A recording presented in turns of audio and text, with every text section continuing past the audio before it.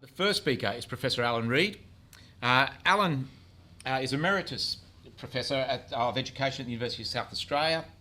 His research interests include education policy, curriculum change, social justice and education, citizenship education, and the history of politics and public education. In other words, ideally suited to today's topic. I won't go through his extensive CV other than to note that he has been the recipient of a number of awards. His involvement in policy development at state and national level, including as an appointment of the Minister, I think in 04-05, to be a member of the three-person panel which reviewed the SACE qualification in South Australia, and a number of other national advisory roles. He also was a partner with Jack Keating, the inspiration and leadership of this particular project in looking at the public purposes of education in an earlier ARC project. So with no more ado, Alan, the lectern's yours. Thanks very much, Eric, and thank you for inviting me. It was a great honour, and when I knew that it was connected with Jack, I was only too pleased to come. I know those of you that know Jack are concerned about him at the moment, and we wish him well. And it was also great arriving in Sydney on a clear and beautiful day, so I've just spent some time down at the harbour. My task, the last thing to say at the beginning is that I left my glasses on the plane a few weeks ago and they were bifocals. So what I've done is go to the chemist and bought one of those cheap magnifying things. So if I look as though I'm struggling occasionally, that's why, okay? My task was to talk about the common good from the perspective of public education. So that quite specifically is my focus. In Australia, of course, the term public education has been used ever since the formation of state education systems in the 19th century. But I think its meaning has often been taken for granted or assumed. And I think that given the national education agenda at the moment, and say especially the Gonski Review, its processes and aftermath, I think it's given us a chance to clarify what the term public education means. And I think we need to do that. I think it's a really important task to do this in order to guide decision making. So that's what I'm going to attempt to do today.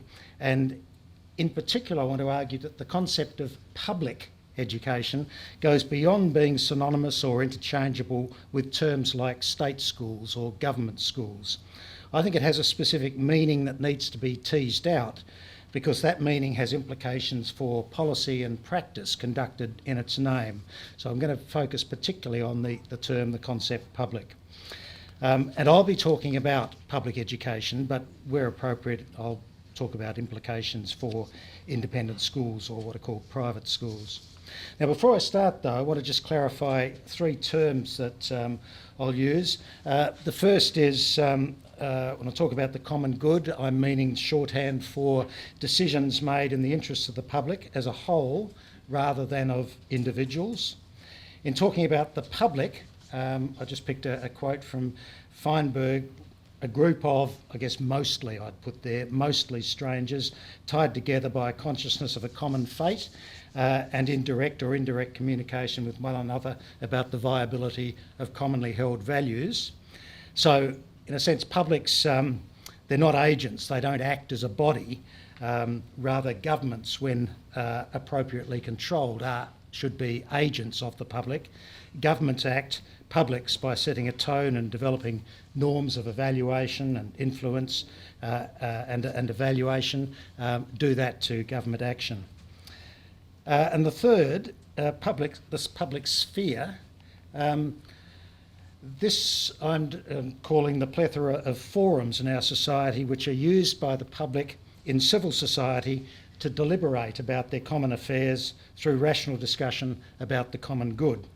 So in a sense it's the means, I see it as the means by which governments are held in check. So civil society, comprising of course community groups and NGOs and the media and individuals and so on, I see as sitting alongside the sites of the state, the means and institutions of government, and the official economy where buying and selling occurs, and I see it as sort of sitting between those two sites. So three very quick clarifications of terms that I'll use.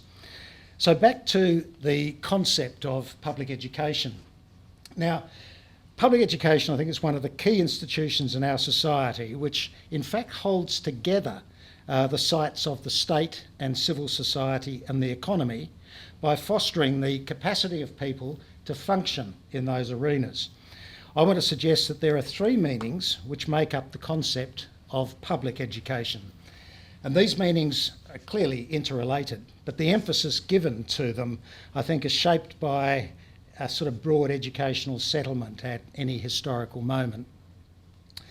So the first meaning, so I'm looking at these three meanings. So the first is public education as a public good. And in this usage, public education is the same as a public utility, that schools, for example, are owned by the state and funded from taxes provided by the public. And since the 1870s in Australia, the form and the nature of public education have changed over time, but there have been three famous concepts that have been used to define its essence. That's free, compulsory and secular. And these words, I think, capture the settlement around public schools in Australia. That is, that every local community in Australia, metropolitan, rural, remote, should have well-resourced public schools available to all. That is, public schools are non-exclusionary places, schools for the public, where children and young people from all social backgrounds can mix and learn. But I think that when public education is discussed in the public sphere, it's this meaning that's dominant. And certainly it's the starting point for the debates about funding, about school choice and so on. Okay, yes, everyone should be able to send his or her child to a public school, but should parents also have the freedom to choose other kinds of schools, and should those schools receive public funds? Usually the reference point, the benchmark, is this notion of the public school as a public good.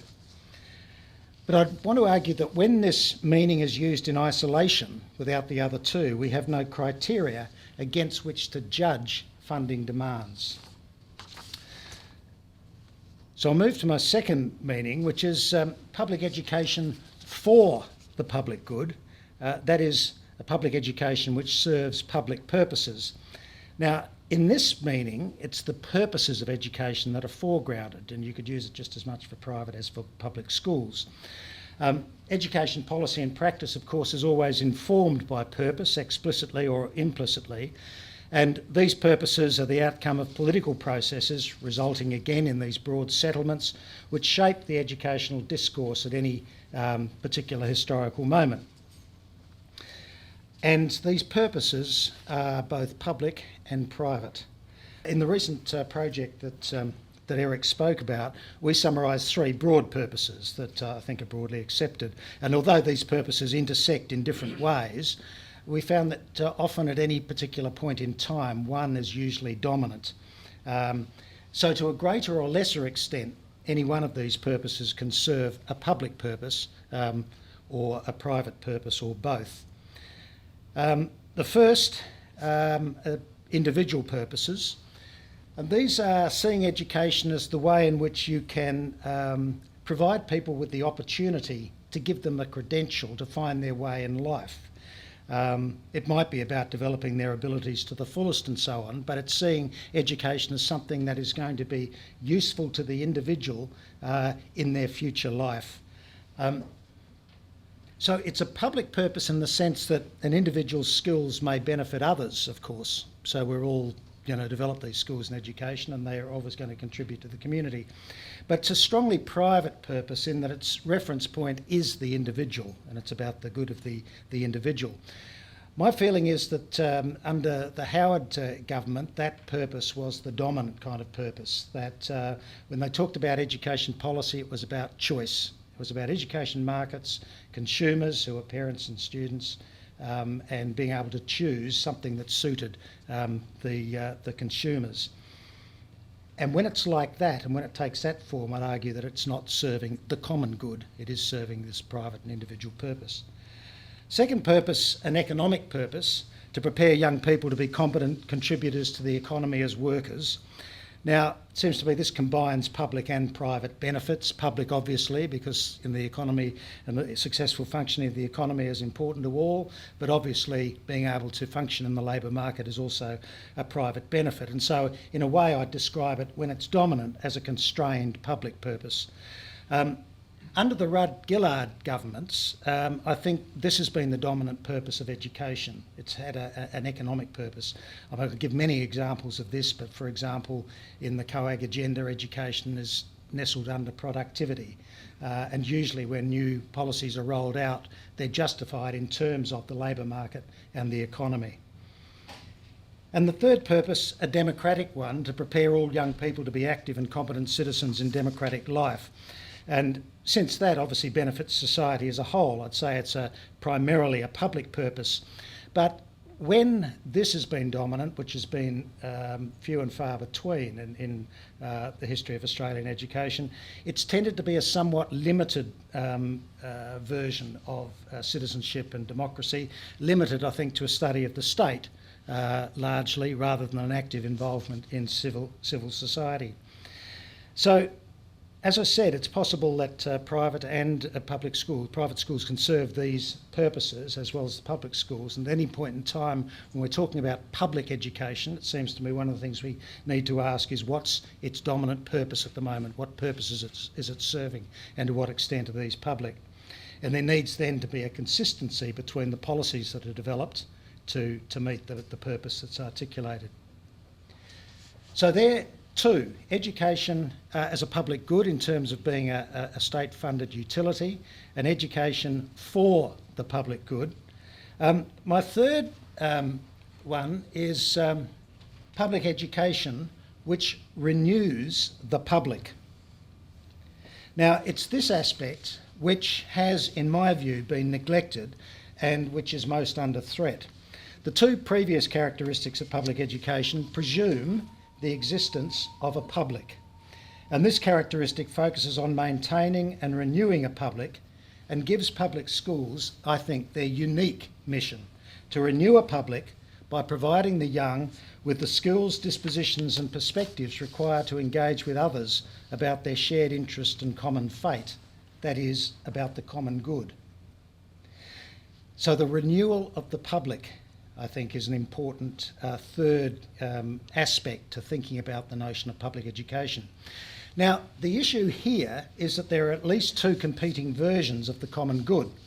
The first is a weak or diluted version. It assumes the common good is arrived at by just aggregating individual desires and aspirations. It's a majority view approach, assuming that others can get collateral benefits from individual benefits, and famously called the neighbourhood effect, where, for example, if you individually decide to plant a tree, then your neighbour might in fact get the benefit of the shade as well, but the decision has been made by you. It's the dominant version today, and it's been shaped by the ideology of neoliberalism with its stress on markets and choice and competition. And here, a citizen is primarily a consumer whose political engagement is largely confined to voting every 3 years. The public, from this perspective, is simply a group of individuals.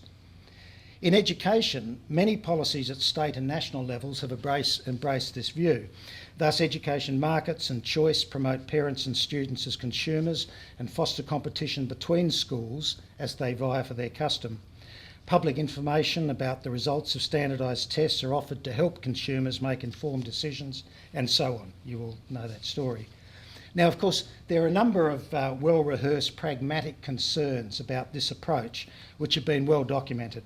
These include the fact that they haven't resulted in improved learning outcomes in such countries as the UK and the US, from whence they've been copied. They result in huge disparities of resources between schools. They've tended to residualise public education and leave a lot of the challenges to public education. They destroy the sense of community and neighbourhood of school communities, and so on. But from the perspective of the mission of public education to renew the public, they have an even more devastating effect. This is that they further weaken the idea of the common good and the capacity of the public to pursue it. And so this brings me then to the alternative, or to the second and more powerful version of the common good, one which is posited on the idea that the common good is greater than the sum of its parts. It's arrived at through rational, respectful and critical deliberation among the public, which seeks to maximise the benefits for society as a whole.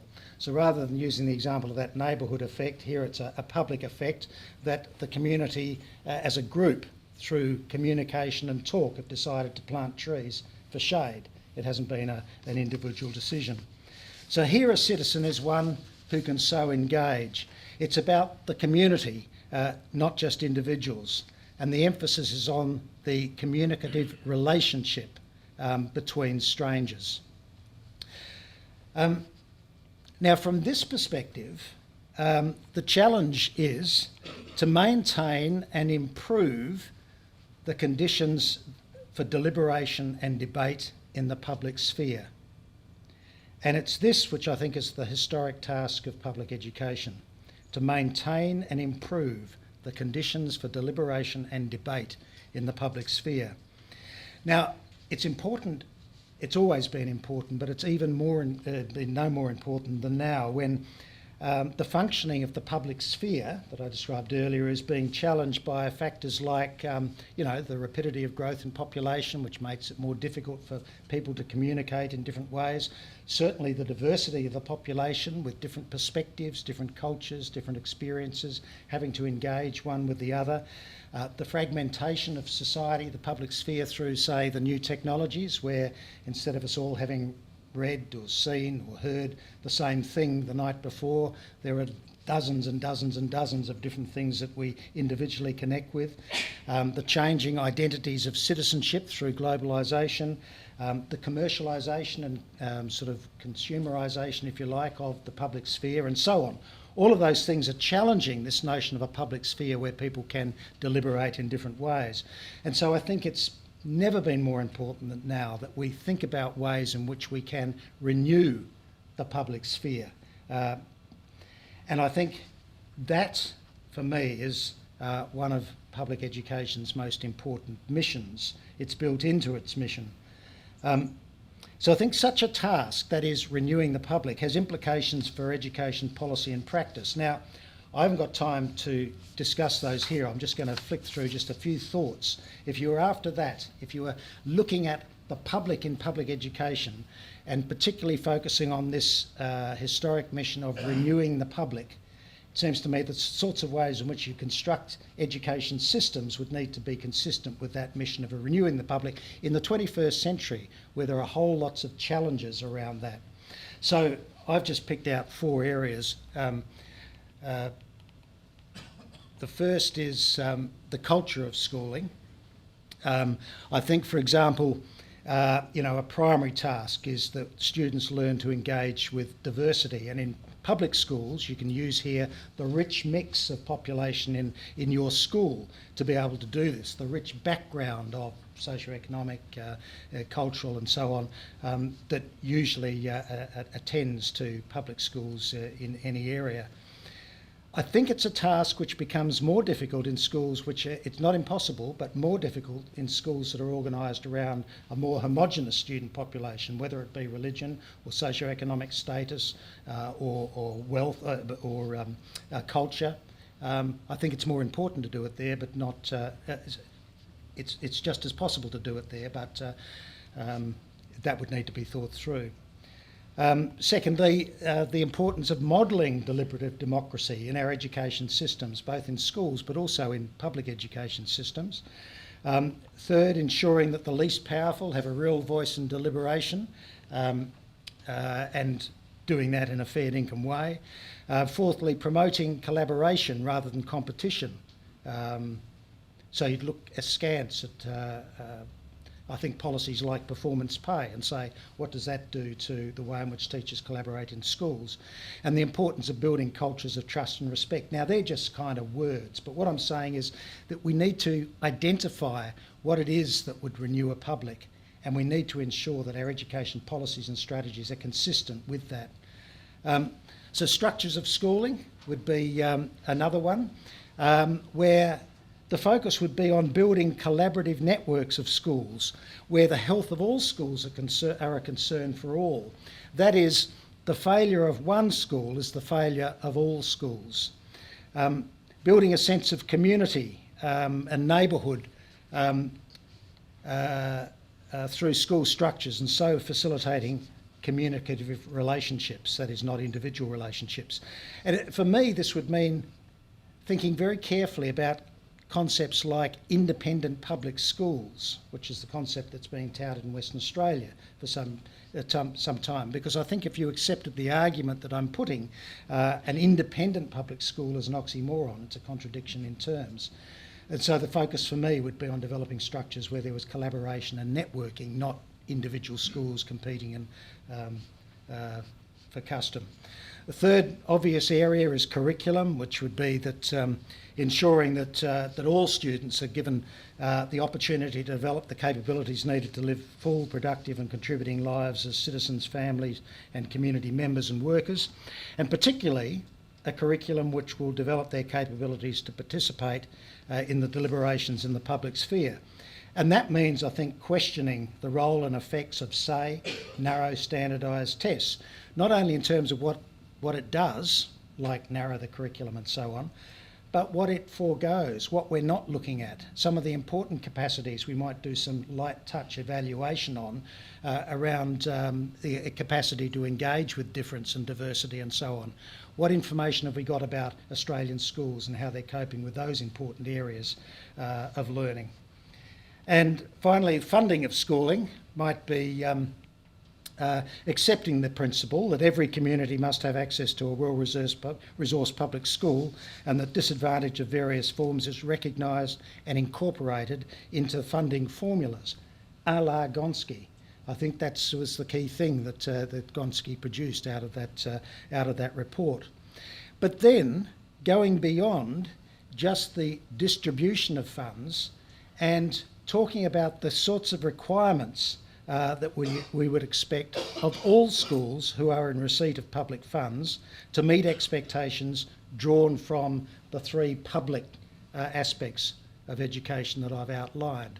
So, for example, if we thought it's important enough that young people learn to engage with diversity, I'll just use that example again, then the question would be of schools that have more homogenous school communities, how is that going to be done? And so on. So thinking more deeply about our requirements for public funding. So in summary, I've argued that the well-accepted concept of public education has at least three characteristics which need to be understood so that policy and practice is consistent with them. Public education as a public good, a utility. Public education for the public good, the purposes of public education. And public education for the renewal of the public.